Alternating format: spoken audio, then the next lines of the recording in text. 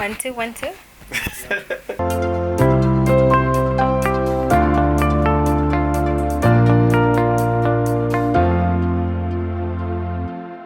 Hi, how have you been since our last one?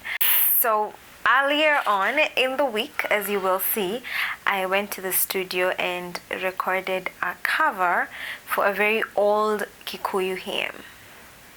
Yeah, you'll see.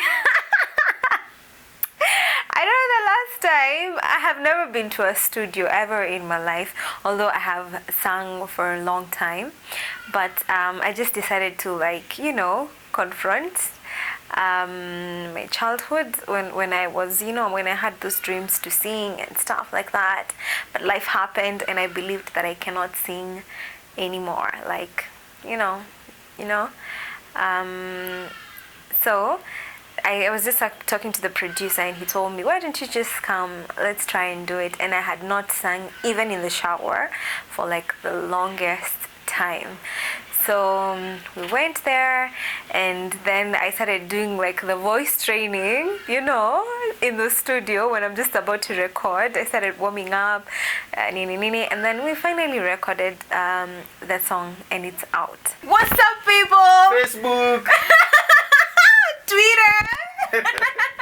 Twitter people, yeah. Instagram people. We are in the residence, the studio of the one and only producer TJ. Yeah. Production TJ, music is life. This guy, award winning. Yes. He challenged us to, confront the dreams of our childhood. That is, I used to sing when I was a kid, but I was telling them, no, I'm not a kid.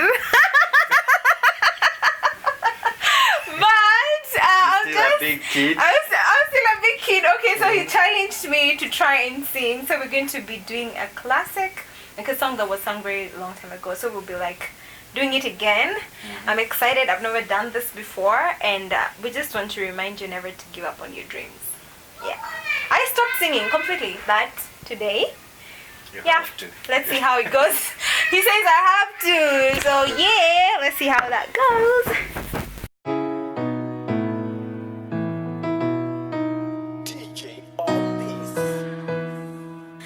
Ihigaria tenema negwe hida harewe toma mae natakame kumabarine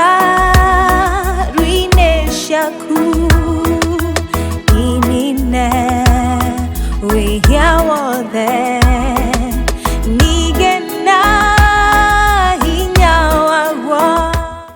it's a cover for a Kikuyu hymn. Look out for that, probably, God willing, because now I know how the studio works, all that stuff.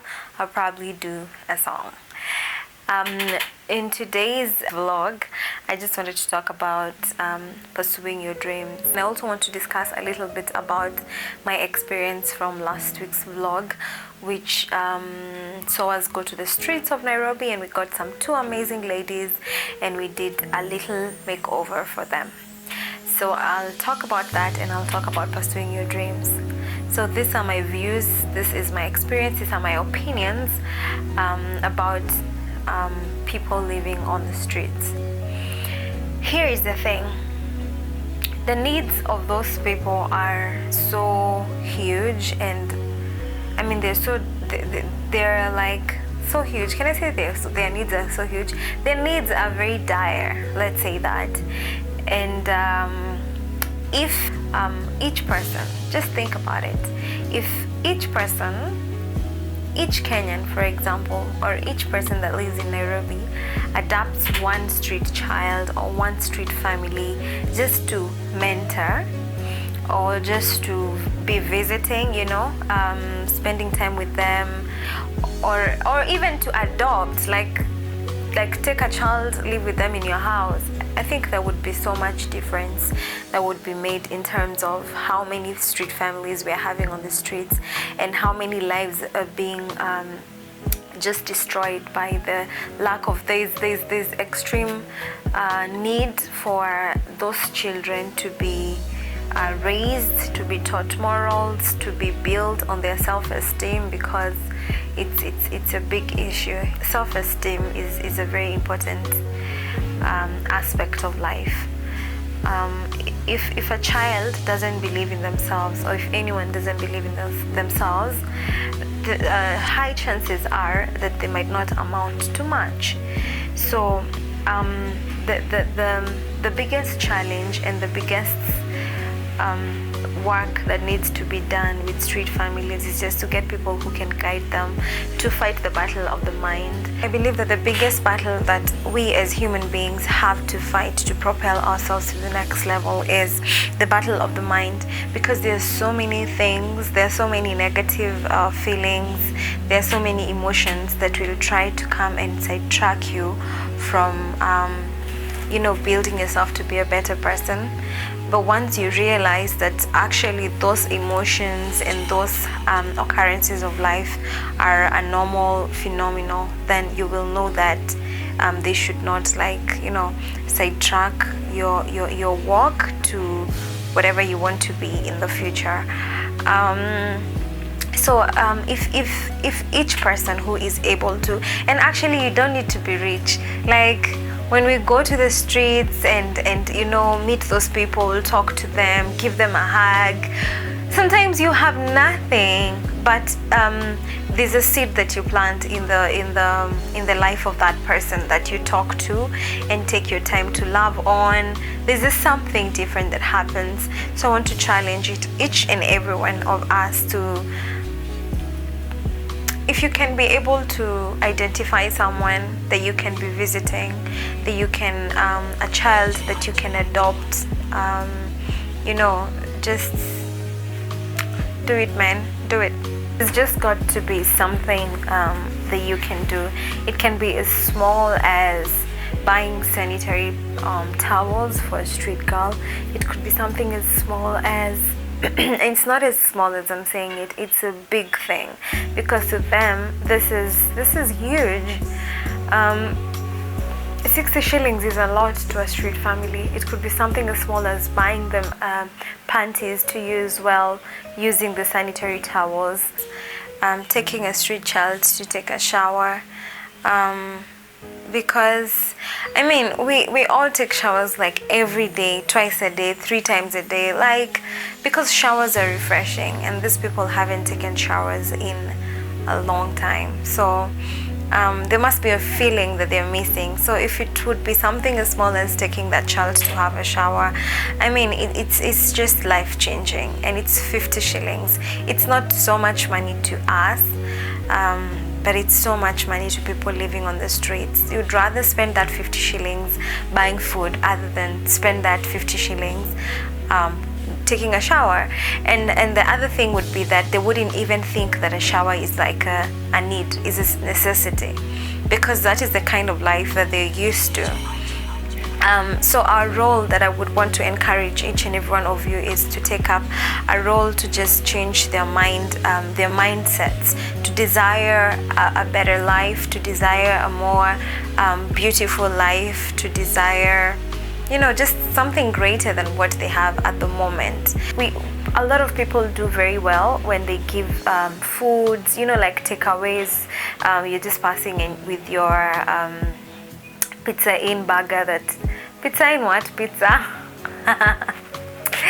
Yeah, you just give them some fries or something on your way.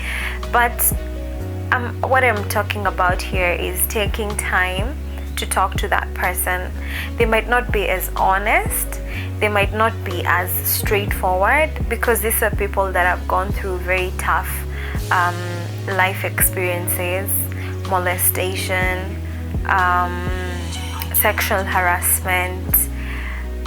It's crazy things happen in the streets, sleeping in the cold, sleeping in the rain.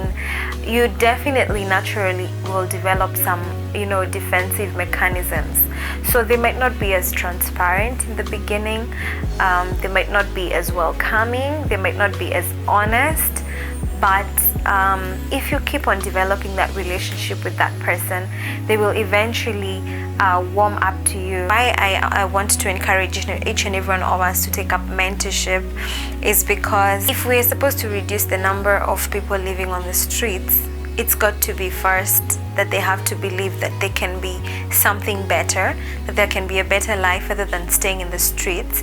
And that is where mentorship comes in, because when that person starts believing in themselves, when that person starts desiring something that is better, then they would probably start working towards getting off the streets.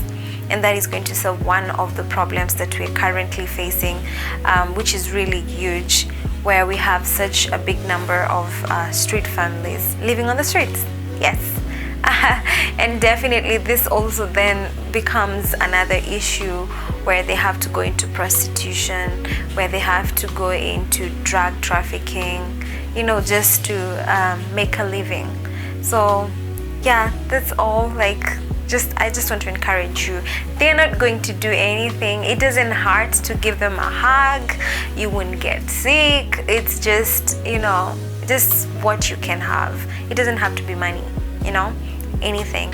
Then the other thing I want to talk about is what? Not giving up on your dreams. I think Kenyans, we are known for those taglines that trend.